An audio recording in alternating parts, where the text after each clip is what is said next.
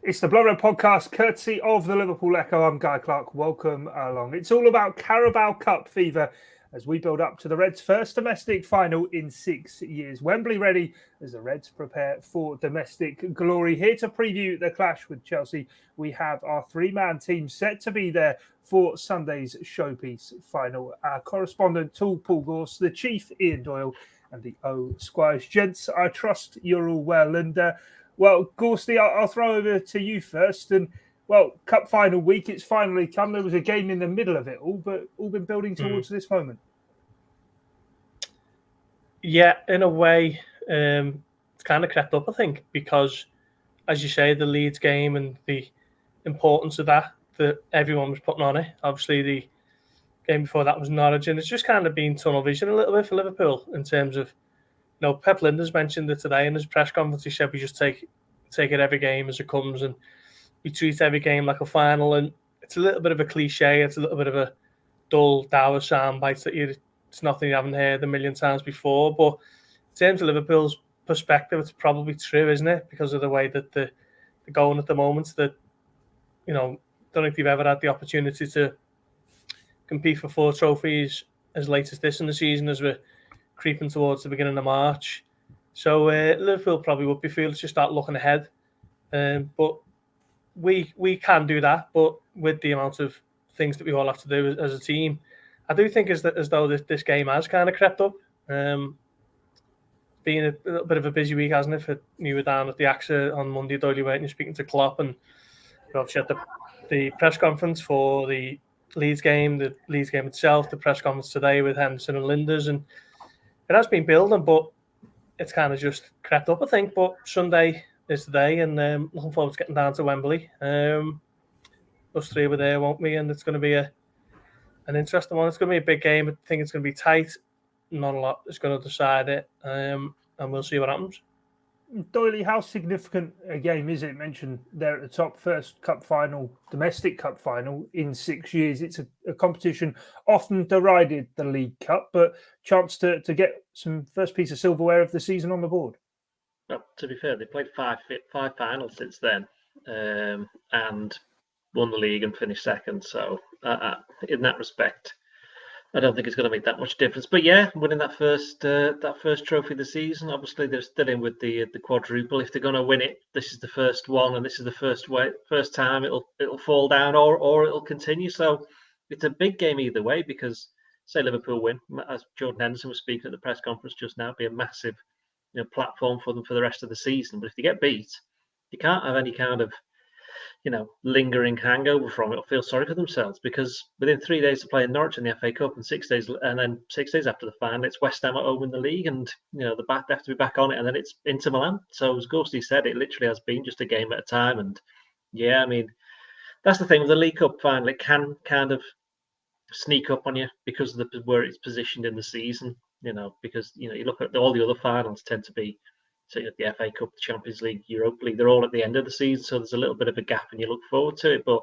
the League Cup is just bang there. I think that's exactly what Liverpool would want. I think one of the reasons why possibly they went a bit bigger in the semi-final against Arsenal in terms. Sorry to bring that up, by the way, Guy. You mean after postponing the first game? Yeah, so it all fell nice. Yeah, that was it. Yeah, because Arsenal would never postpone any games just because they were scared of playing a local rival. But Liverpool took it very seriously in the semi-final because they knew that was, by then, it was obviously a very big chance to win a trophy. And why wouldn't you? And I think that's why, I know we'll come on to the team a lot later on. I'm pretty sure we'll all pick more or less the same team for the game on Sunday. It is, is it the lesser of the 4 trophies? I know Joe Rimmer's not here. He'd say the FA Cup's lesser, but I wouldn't. But it is the lesser of the 4, but it's the next one. And if you're in it, and you're playing a team like Chelsea who will go 100% at it, I guarantee you on that, possibly not the goalkeeper, but other than that, they'll go for it. Liverpool will. It's kind of, this could easily be the Champions League final in May, couldn't it? In, where are we now? In Paris now. So, that's the size of the game that it is. And it is the second and third teams in the league, and it's the 2 of the last 3 European and world champions playing for a final. Yeah, I take your point there on, is it the lesser of the 4? But Theo, I would say it's got to be the priority now, hasn't it? At this stage, 2 days out from the final. It's the best chance of silverware this season for Liverpool as we stand. They're in the final. Yeah, it's the biggest game of the season so far. When you've got a trophy in front of you, you want to win it. Pep Linders, I think he said in press conferences earlier this season that Liverpool squad can't consider themselves club legends unless they have those domestic cups to their name. Now, obviously, he's been very harsh. They've won the Premier League, the Champions League, and the Club World Cup. But you get his point. You do need to get that overall package. And when you're in a final, you want to win it. It's almost like unfinished business for Liverpool as well. When you think of they lost on penalties in 2016, they've had a few near misses with semi-finals. It's been a while since they've had domestic cup success, and while it might not be the priority compared to the Premier League or the Champions League, those are the trophies that fans crave so much. When you're in it, you want to get it. Like Liverpool is still the joint most successful team in this tournament, and it might seem like a small point now, but with City's record in it recently, they've got level. So if Liverpool win, they're now outright overall best team in the tournament again. And it's a small score, but it's something that you can hold over them again. And it's another trophy you got ahead of Manchester United to be the most successful team in England. Gives you a good day at Wembley. You have to win these sorts of games. It's why they're in football. Like, it doesn't matter if it's the League Cup, it's still a final, the same as FA Cup, Champions League. If you come in at May, like at the moment we're talking about Liverpool being on course for a quadruple, they could easily fall short in the league, get knocked out of the Champions League, get knocked out of the FA Cup, and this is the only final they've got. So this is the one they've got the best chance of silverware. So you've got to take it. But then at the same time, they've got the squad where they can balance all this now. Like if you think in the past they haven't been able to balance these honours, they've had to prioritise one or the other. They've had to rush players back from injury to get them in the matchday squads just so they can have a bit of quality there. And most of the time it's backfired on them. Or there have been games where they've been in a cup final and they've had a bit of a hangover afterwards, or when they've actually lost the final, they've then played Chelsea straight after it or Man City straight after it, and they've managed to beat them, having lost in the final. But now they have got that depth, they have got that winning mentality that they can just beat anyone in front of them. And it doesn't matter how big or small the trophy is, they all want to add to their collection. The same way they did when it was the FIFA Club World Cup and people were mocking them, saying it's just a Mickey Mouse tournament. Same for the Super Cup. And while they might not have won the Community Shield, they still went into those games wanting to win them. You take any chance you can get for a silverware. Yeah, it's the kind of competition, isn't it, that we've spoken about during the course of this season, that this squad will want to fill up their trophy cabinets, and it does offer that opportunity. Gorsty, I suppose, then with kind of that considered off the back of a 6-0 win in midweek and a squad now that looks so strong and so deep, Liverpool have got to be favourites for this, haven't they? Possibly. I've seen an interesting stat before from Andrew Beasley. I think he said he'd seen it in The Guardian. I think Chelsea have had something like 6 shots on target this calendar year, and Liverpool have scored 9 goals this week. Liverpool's certainly rolling into it as the form team, not just in between the two teams, but in the Premier League as a whole. Won 9 in a row. And are now 10 points clear of Chelsea in the Premier League. And of course, Chelsea have got that game in hand, haven't been in, was it Qatar again for the Club World Cup? Where was it, Doyle? Abu Dhabi, I believe. Abu Dhabi, yeah. But you'd have to fancy Liverpool, wouldn't you? I mean, Chelsea haven't really been great for a couple of months now. Liverpool should have seen that game out to Stamford Bridge at the turn of January. They 2-0 up and got undone by a worldie from Kovacic and just couldn't see it out through till half time. And I expect Liverpool to go on the front foot. They don't really change their game plan for whoever they're playing, and I don't think they're going to do that for Chelsea. But I think that possibly the big thing is the midfield. Chelsea midfield seems to do really well against Liverpool's, and N'Golo Kante always seems to have a superb game against Liverpool. And I think Henderson and Fabinho struggled at Stamford Bridge, but Henderson's looked good when he's come on lately. He's got a couple of assists to his name in the last couple of games. Fabinho is an automatic pick, and Thiago is back fit. Obviously, he missed that game in January, didn't he? So it'll be interesting to see how that trio of midfielders, which I do think is still Liverpool's best midfield on paper, it'll be interesting to see how that matches up against the Chelsea midfield, where Kovacic might not be 100% fit. Obviously, Kante, we expect him to play, and Jorginho as well. But yeah, it's going to be a fascinating one, and two, really evenly matched teams, really, in terms of the Carabao Cup Final. You look at last season, City won it 4 years in a row, haven't they, prior to this season, and beating Aston Villa, comfortably against Arsenal, Tottenham last season. So this one will be a little bit more of a watchable affair for the neutral. And as Theo says, Liverpool have got this game in front of them now, and you've just got to go and win it. They speak about the impact that it can have on the rest of the season, and it's always kind of seen as a prelude to more fancied trophies, if you like, and Liverpool have still got them all to play for. So if they can kind of get a little bit of I think Henderson said to himself in the press conference, if they do get do add this to the collection under Jurgen Klopp, then that'll give them the perfect boost to go on, and could still be such a historic season, couldn't it? Yeah, definitely. Doyle, how big is the inclusion or exclusion of Diogo Jota going to be, do you think? Well, it's big for him. I'm pretty sure he'd want to feature. Having he scored against Leicester in the quarterfinals, and obviously got 2 goals against Arsenal, who he beat in the semi-final, 2-0 at the Emirates. He scored on both. It's interesting, isn't it? Because a couple of weeks ago you'd have gone, "Oh, I better be playing." But now, even though Firmino's out, I don't think. Obviously Liverpool would rather he was available, but the way that Luis Diaz has done since he's come in, and the fact that Sadio Mane, well, for me, he's not as good down the centre as he is down the left. He's certainly the best down the centre of the 3 players. If you got Diaz, Salah, and Mane, and that, I think I wouldn't be too concerned if Jota wasn't playing, but obviously you would rather he was available because he's somebody who's made a massive difference since he's come into Liverpool. As I say, he scored those goals in the League Cup. Scored goals, regularly scored big goals as well. And I think there was a stat, I can't remember which game it was recently Liverpool played, where he scored the first goal for about the millionth time. And basically saying that he scores an awful lot of important goals. And you've got between him and Salah, that they are the ones who are the kind of the go-to guys when Liverpool need a goal, and an important goal at that. So, yeah, I think for Jota, what was it, 9 days ago now that he got the injury into Milan, which I didn't even spot that he'd gone off at half time until the game started. And like, what's Firmino doing there? I think Liverpool have been, I wouldn't say cautiously optimistic, but they've been quite keen not to rule him out from the very start.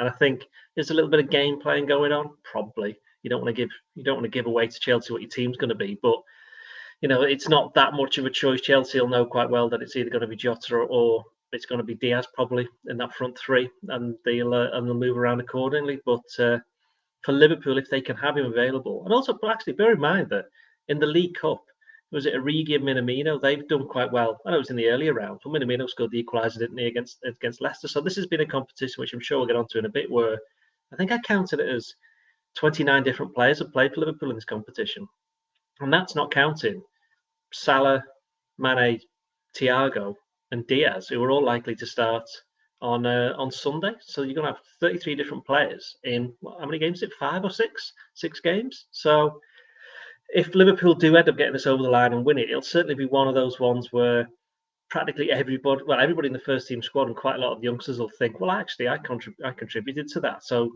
in that way, it could be important for Liverpool because it brings the academy and the first team together, because it's kind of a competition where they've come through and they've all done their bit, which is, that won't normally happen. Certainly won't happen in the league. I was about to say it doesn't happen in the Champions League, but obviously Liverpool finished so far ahead. They were able to play a few academy players in the last two games in the group stage. But I think, going back to your original point, Jota, would they want him available? Yeah. Is it a massive blow if he's out? Not really, but you would rather he was. Is it the occasion then, Diaz? Doyle said we'll go into it in a bit. We're going to go into it now, I suppose, is the depth of the squad. And I suppose referencing kind of the affection or lack of that neutral fans, or most fans seemingly these days, have for the League Cup. I'd say I'm not really quite in that camp. It is a competition. It's there to be won, and Liverpool have gone through the rounds in which ways they've needed to this year until they've got to the semi-finals, as Doyle was saying, and then really taken it seriously and brought the big guns into it. But I suppose if Liverpool are to win, it will kind of maybe add to the affection of winning this tournament in the way in which it has been a full squad mission that has seen this kind of get over the line. You think back to even away at Preston North End, the likes of Harvey Blair playing in that game. There have been so many squad or even academy players, Kai Gordon in the early rounds, Tyler Morton blooded at Norwich City as well, all given their chance to come through and help Liverpool in what will hopefully be writing some history and getting a first domestic trophy for a long while. Kai Gordon is at Arsenal as well. Do you want to remember that one, Guy? That was one of your right. Lack of the Arsenal references. We're on a Liverpool podcast. Come on. It's not just the youngsters, though, is it? Like we said it today, that all three goalkeepers have played in this tournament now. And while we know it's going to be Keller in the final, it has been a real team effort the whole way through. And it has been, I suppose, the transitional period of Liverpool going from playing the youngsters to now having the depth where the youngsters will be playing in London this weekend, but it won't be at the final. It'll be for the 23s tonight, I think, against Arsenal. I think that's the games tonight. But it's been a reward for them. Like, these are the games where you like the youngsters to stake their claim, to get that opportunity. And in previous seasons, we've seen Liverpool go to finals, and they've had to have a few of them on the bench because they've not had anyone else.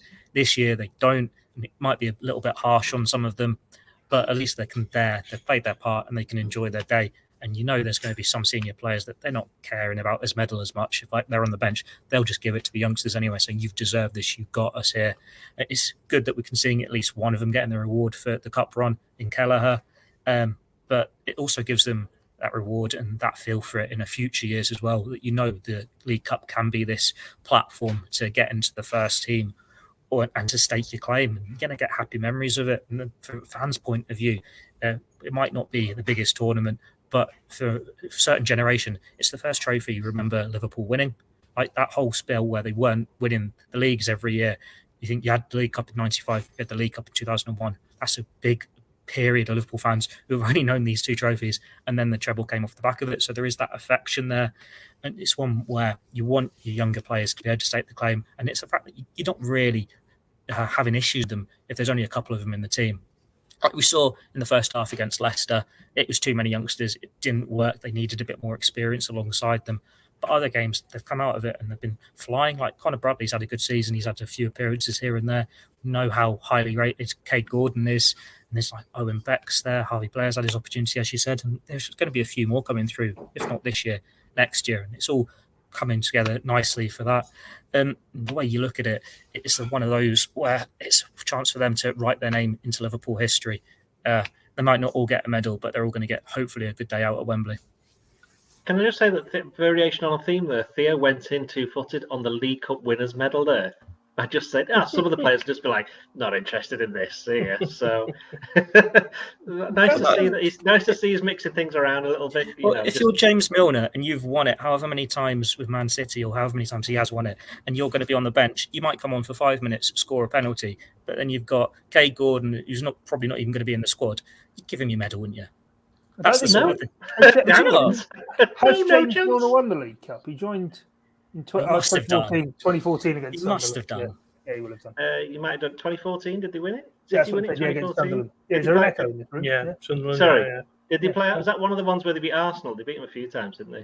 No, they beat Sunderland. So let's move on. I'll say Jurgen Klopp will then, because was it Klopp who gave his league winners medal to Harvey Elliott? There was something like that, wasn't there?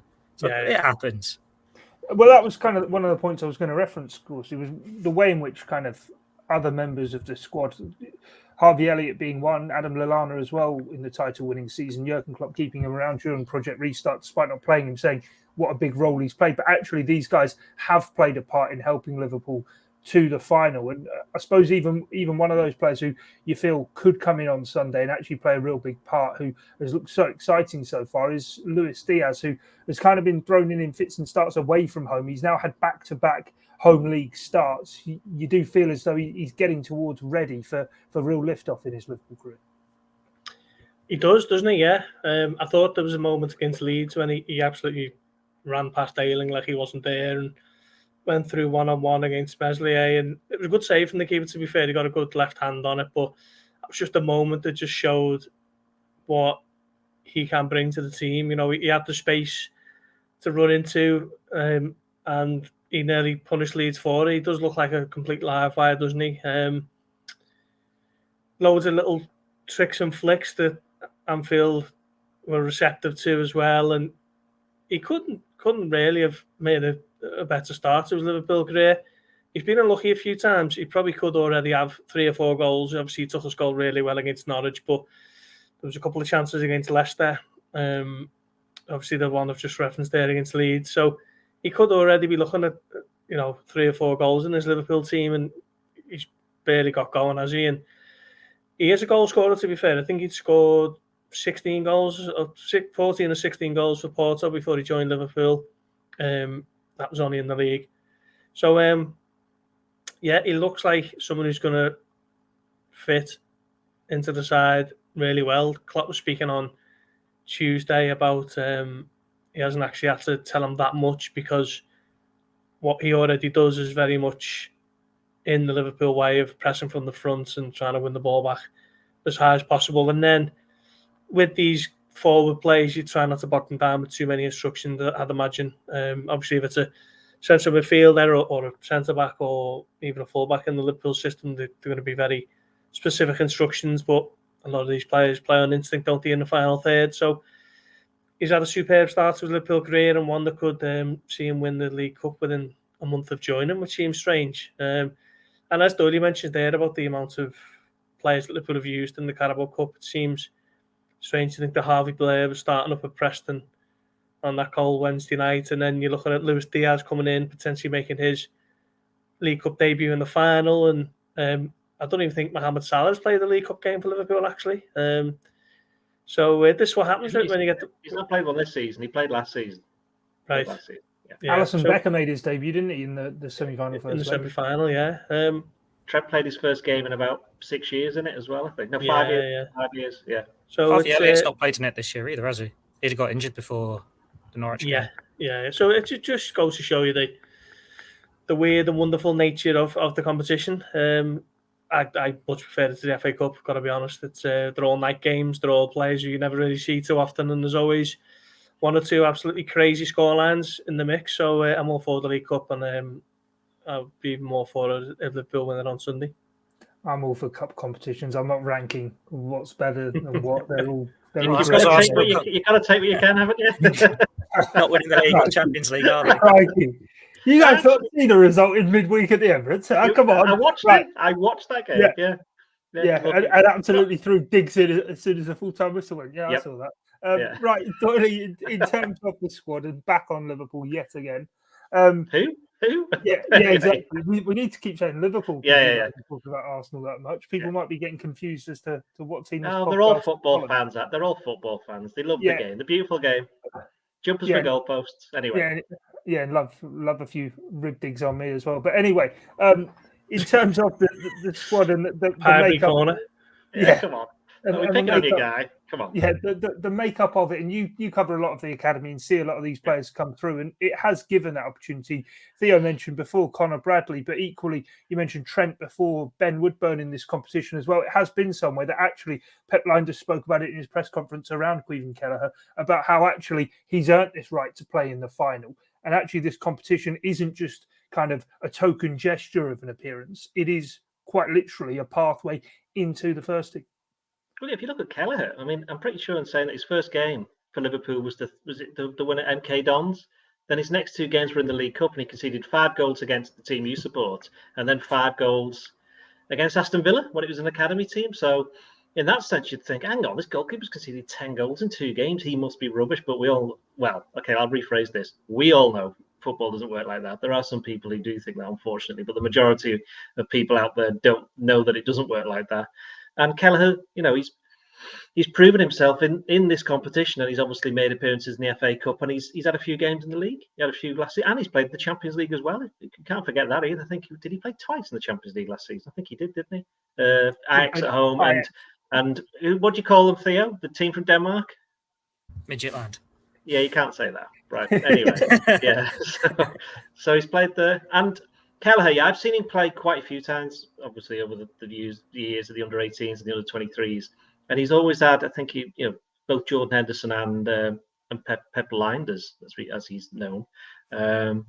They both mentioned his calmness, and that's something that he's got. I mean, it's an interesting one. I mean, as Gorsty said, myself, and a few of the journalists had the delight of actually being in the same physical room as Jurgen Klopp on Monday. And there's some stuff that's coming on the Echo website tonight, coming from that chat. But he was asked about Kelleher and said, "Look, there's absolutely no chance he's not playing because he's a really good goalkeeper. We want him to stay, but he's competing against what we regard as the best goalkeeper in the world." And that's a situation that Liverpool have had, to a certain degree, with Firmino up front for years. People were saying, "How can they replace Firmino? They need another striker in." But the striker would come in and know that they probably weren't going to be playing because Firmino was such an important figure in the team the way they played. And obviously, it's taken Jota to do that.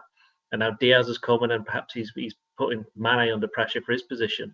But Kelleher's not been brought in. He's been there for years and years and years. And that makes it even harder for him because, we know what it's like for, when a new player comes in, there's obviously excitement. But for a youngster coming through the ranks, certainly in this day and age, a lot of the more ardent fans will have watched him play for years, playing for so they'll know what he's good at, what he's not good at, and they'll always have the kind of that reservation.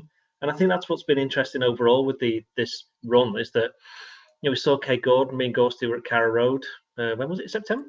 I think Kelleher saved a penalty. I think it was 1-0 at the time. Pretty sure it was 1-0 at the time.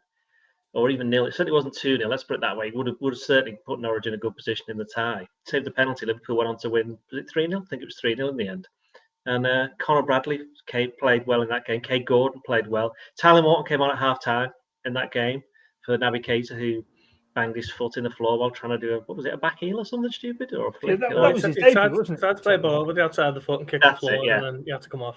That's it, yeah. So, for players like that, it's been invaluable. I know we saw Billy Cometio against Leicester, a bit of a struggle, but when Liverpool still managed to get through, so it's never going to be held against him. You know what I mean? So that Liverpool were able to turn that one around is actually good for. Conor Bradley had a difficult evening that time, and Tyler Morton was probably a bit lucky not to be sent off. And I think these are all little moments that you kind of forget if Liverpool do go on and win the trophy. These are moments that have happened in this run, and it's all involved these younger players. And Kay Gordon, as Theo said before, he played in that second leg at Arsenal, which Liverpool won 2-0 against the Gunners from London.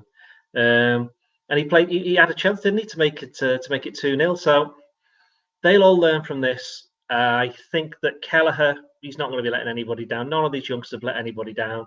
I do think that it is harder for youngsters these days to come into the team and make an impact for all the reasons I've just said, that there's very rare that are an unknown quantity, which is perhaps what made the Harvey Blair appearance, I should say, against Preston so unusual, because he's never played for the 23s. He'd been injured for most of the previous season under 18. So a lot of people, including myself, had basically hardly ever seen him play, but we'd heard great things about him. He'll always have that.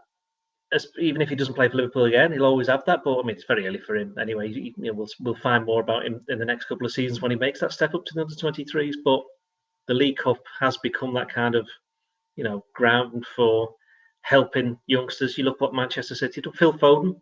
Yeah, but even within Phil Foden made loads of appearances. Arsenal have done it as well.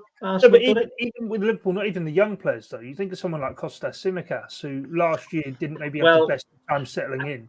This season starts with the League Cup. You've also got to bear in mind though that they're actually, for teams in Europe, they play third round, fourth round, quarter. They play 5 games against the final, don't they? That's it. It's not that many games. If you're a senior professional, like even you may say Minamino or Origi, it's great to have the games, but it's not going to make a massive difference to their careers.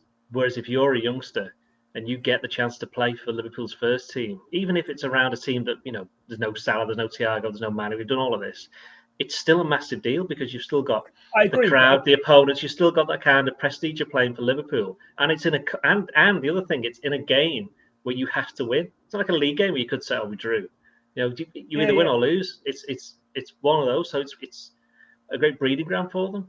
Yeah, no, I agree. I just think on Tsimikas, it just maybe is a isolated point regarding a senior player coming in, though. Given he did start the season, didn't he? Because Robertson was injured, so he played. Given Robertson had been so consistent as well, even within that though, even if it's the first 2 rounds, he's able to kind of. Yeah, I know the point you're trying to make. I'm just ignoring it.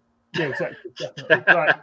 Theo, what about Jurgen Klopp v Thomas Tuchel? I mean, Jurgen Klopp's always kind of claimed there's no real relationship there. He'd obviously moved on from Mainz by the time Thomas Tuchel did come through. And when I say no relationship, I don't mean there's a bad relationship between them, but kind of there isn't this closeness that maybe we might associate with them being two German coaches. But 3 meetings between the two since Tuchel has been at Chelsea, 1 win for Chelsea and 2 draws. I mean, it is a manager that does yet Jurgen Klopp's yet to have his number. Yeah, it makes you really hate playing Chelsea just because you know they're going to be horrible games that you can't call, where they'll go 5-man defence and it's just you have to be at your very best to break them down. And Liverpool, since he took over at Chelsea, haven't been at their best. But then they've had the injuries, they've had games in the pandemic. This is the first time where they're in such a strong position and they've got all the confidence behind them. And Chelsea perhaps aren't in a stronger position. We'll say Liverpool should have potentially done a double over them this year. They had a half against 10 men at Anfield. They were 2-0 up at Stamford Bridge, and they weren't in a stronger position as they are now. So you'd like to think Liverpool have enough. But then Klopp has had the better of Tuchel in the past. I think was it his Dortmund side, his PSG side. So he knows what it takes. It's just Chelsea are probably a better squad than Tuchel's had before. There isn't really much of a relationship between them. You shouldn't assume there is just because they're German. It's one of those where you've just got to just take it as on the chin. It's an opposing manager. It doesn't matter if it's Frank Lampard in charge or if it's Thomas Tuchel in charge. You're playing Liverpool, Chelsea. It's not the manager. It's just as long as you get your team out, get the game right and win it. Not really much else you can say about their relationship when there isn't really one there. Yeah, probably. I mean, you're not supposed to. We both work at the Echo, but no real relationship. Wow. Great guy. I've just done a check there on Klopp and Tuchel or Tuchel, whatever you want to call him. They played each other 17 times as managers. Tuchel's won 3, which would be the one at Chelsea, the one at PSG, and then presumably one when he was at Mainz. I don't know.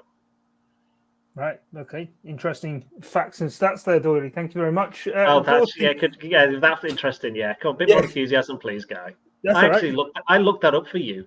Yeah. No, I'll find out where the wins were. Don't worry. You do half a job. It's fine. Whilst I dig in and find that out, how much from the previous 2 meetings this season do Liverpool take? As Theo said, certainly at Anfield against 10 men for kind of 45 minutes. Not really, I suppose, much can be taken from that. And the game at Stamford Bridge as well was lively, certainly the end of that first half. Yeah, I don't think you can take anything from that game in August. Chelsea got the noses in front with a well-worked set piece, which they were kind of prolific at, weren't they, earlier in the season? It was their calling card, and Liverpool have kind of taken that mantle a bit now.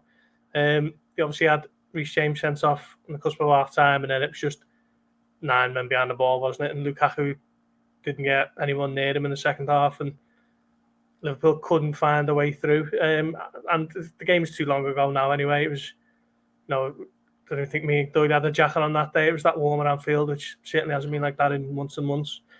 But the one in January is probably a bit more easier to analyse in terms of how it might match up to Sunday. As I say, I just think the midfield is so important, but this is the first time that Liverpool will go into the game against Chelsea this season with a first choice midfield. Harvey Elliott started back in August, didn't he? But I still think, when push comes to shove, if you're playing a final on Sunday, which Liverpool are, then the midfield 3 is Henderson, Thiago and Fabinho. And I think Liverpool are unbeaten in 18 games, aren't they? That Fabinho and Thiago have started together, and 17 of them have been wins, potentially. And I just think since coming back in that game against Cardiff and then coming off the bench here and there, Thiago's just looked, like he's absolutely flying. Probably in his best run of form in a Liverpool shirt. Although he played well towards the back end of last season in that 10-game unbeaten run, but it was a bit all hands on deck and let's just get through it and get into the top 4, wasn't it? Now he's in there with the players who he signed to play alongside Fabinho, and Henderson's in there as well, and everyone else is fit as well. So that could be where the match is won in midfield, and if Liverpool can get the upper hand on Chelsea, then I imagine the front 3 have got enough about them to do damage. I thought Rudiger played really well in January in the left of that back 3, but Salah was still able to exploit the gaps that Marcus Alonso left, at left wing back. Obviously, Chelsea got no Chilwell and Reece James, so that's massively puts them at a disadvantage. Liverpool had no Andy Robertson actually in January, did they? But I imagine he'll start. And yeah, it's going to be a tough game. Where they had COVID cases as well, wasn't it, Chelsea? Yeah. Liverpool. Kelleher was in goal for Liverpool. Kelleher was in goal. No Jurgen Klopp on the touchline. Yeah, no Jurgen Klopp. Yeah. Was that the one without Fabinho then? Fabinho, Firmino. Yeah, he wasn't there. Matip. No, Fabinho was. Fabinho was just back. Fabinho and Van Dijk. Fabinho and Van Dijk had just come back and were still a bit ropey. So Matip missed it then, wasn't it? It was that one. It's going to be tight. Could even end up going for extra time, couldn't it? But I think Liverpool will fancy themselves, to be honest. I think the only team that Liverpool might even slightly second guess themselves against is Manchester City, and I think Liverpool will go and try and take the game to Chelsea. I've got your full Tuchel stats here, guy. Yeah, here we go. It's Mike. Stats, right? What I can tell you is that Klopp is the manager he's managed against most. That's 17 games, and it was the Chelsea game and the the PSG game, and the other one was for Mainz against Dortmund 1-0 in 2010. April 2010 as well. Yeah. Yeah. So April the 10th, 2010. Yeah. You got it up as well, yeah. Gone to the same site there, right? Are you even in a sixth form or anything yet, guy? You'd have still been 16 or something back then. I would have been finishing school, yeah.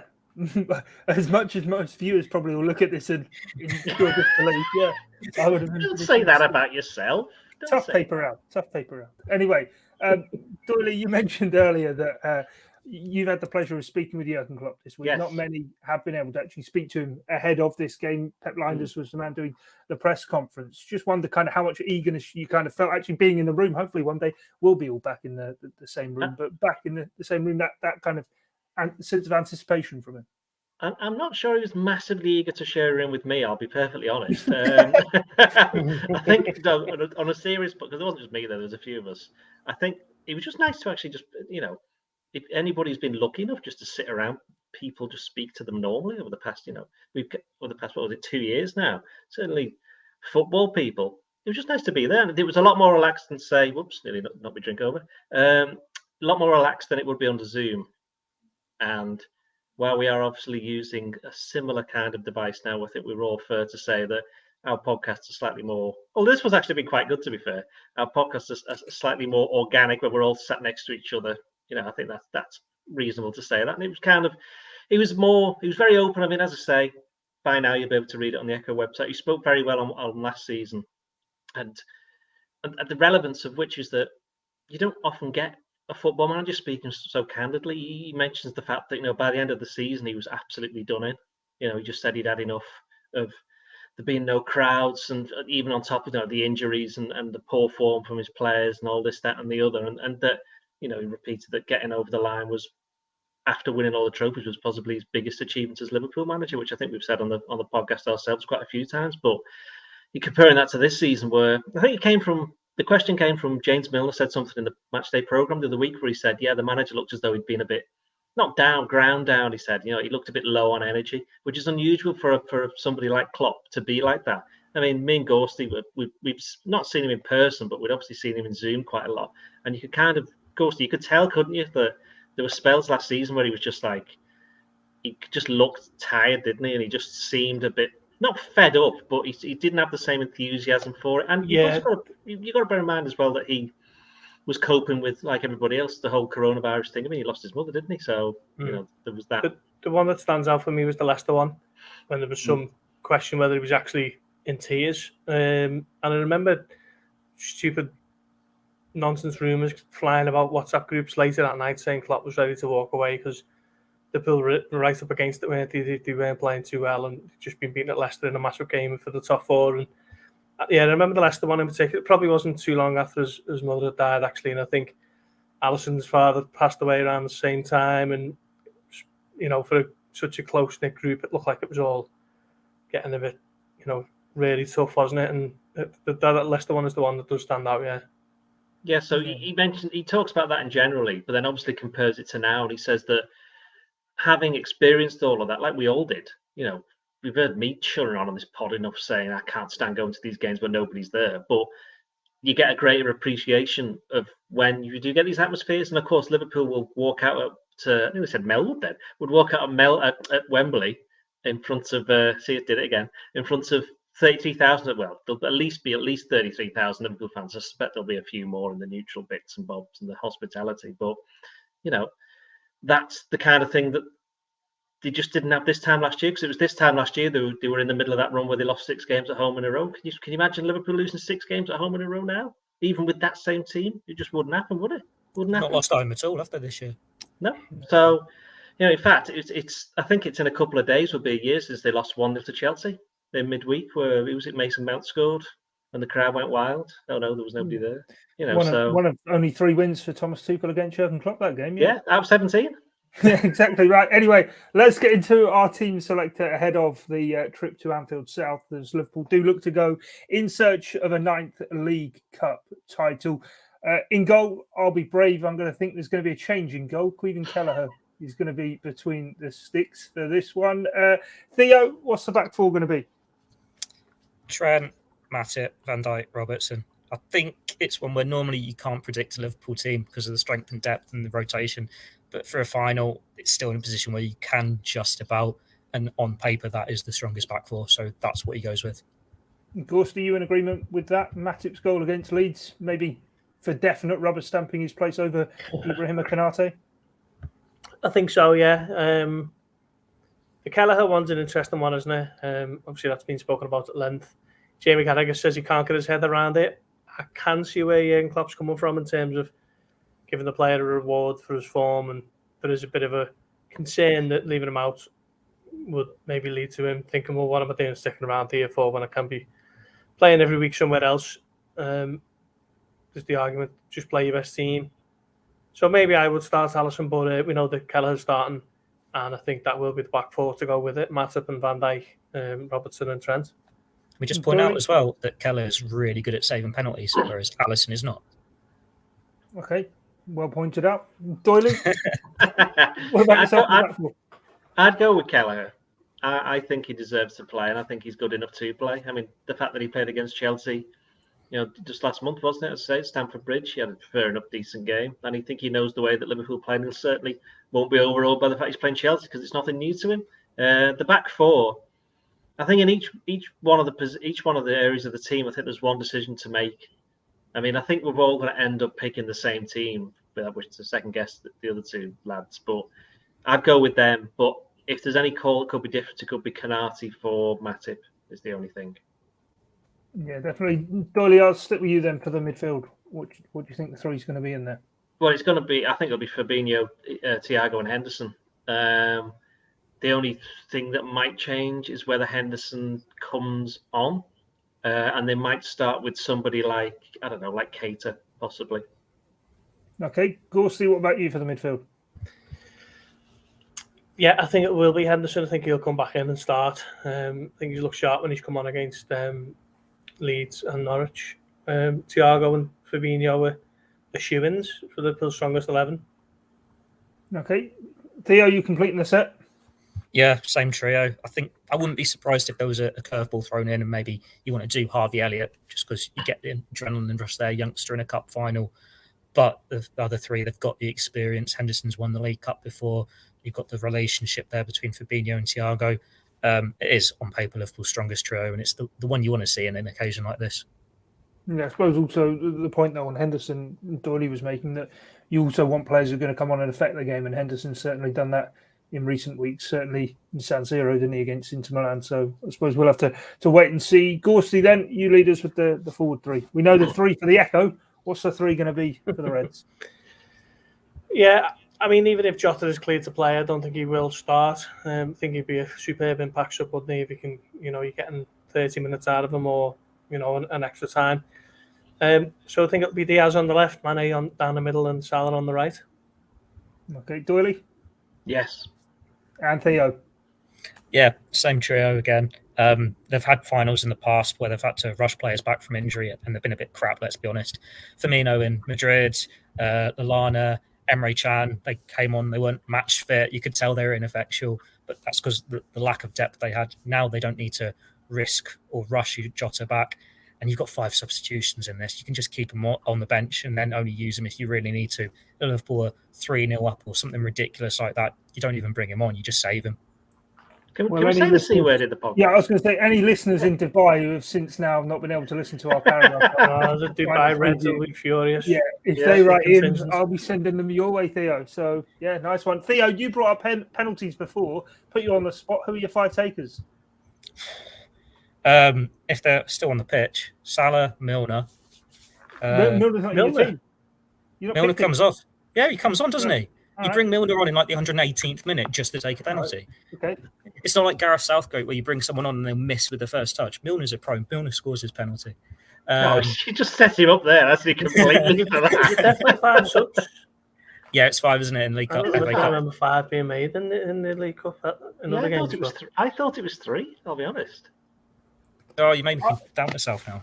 I thought Did it was 5. I thought it changed after a certain round or something like that. Oh, it must have changed after the quarterfinals, maybe. Yeah, I think it did. Anyway, Salah, Milner, Mane because he's confident after AFCON. Jota scored a good one. And then Fabinho. Yeah, 4 subs were made in the semi-final second leg, as they were in the first leg as well. So we've got to guess, I suppose, it would be 5 substitutes. Right, okay. We got your penalty takers there. Well taken on, Theo. What about score predictions, Doyley? No, don't I get to pick my penalty takers? Oh, if you want. I thought I was rude. Theo. Rude. I don't want to pick them anyway because it's not going to penalties. I think Chelsea. I mean, I'm right in saying this. Chelsea have only lost 4 games all season, haven't they? In all competitions, they're obviously not lost in the League Cup. They got. I think they haven't lost in the FA Cup either. They got beat by West City twice, West Ham, and another game somewhere along the line. Juventus, was it? Juventus beat them 1-0, didn't they? And then they beat them 4-0 at home. So I having said that, I think Chelsea have been proper jammy for a lot of this season. Although they played well against Liverpool for half of both games. What's happened then? Lights out for Theo. I think they've been a little bit jammy. I'll be honest. I mean, the amount. It was their top scorer. Is it Jorginho with about 3?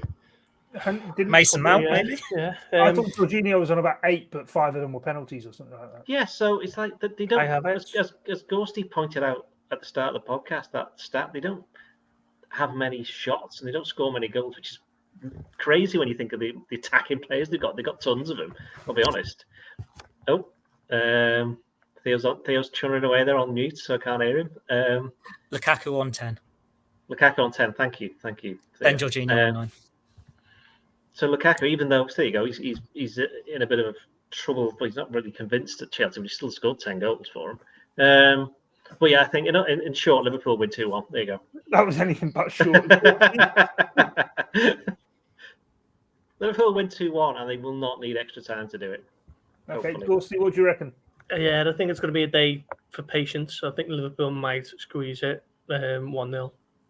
1-0. And Theo, did you have a prediction or just penalties? 2-1 extra time, Liverpool. Right, okay, let's wait and see how it does play out. Of course, there will be plenty of build-up, plenty of coverage, plenty of reaction across the Liverpool Echo. These 3 fine gentlemen will all be at Wembley, typing away, covering the events and going-ons as Liverpool do look to win their 9th League Cup title. But from myself, Guy Clarke, Ian Doyle, Paul Gorst and Theo Squires, thanks for your time and your company. It's bye for now.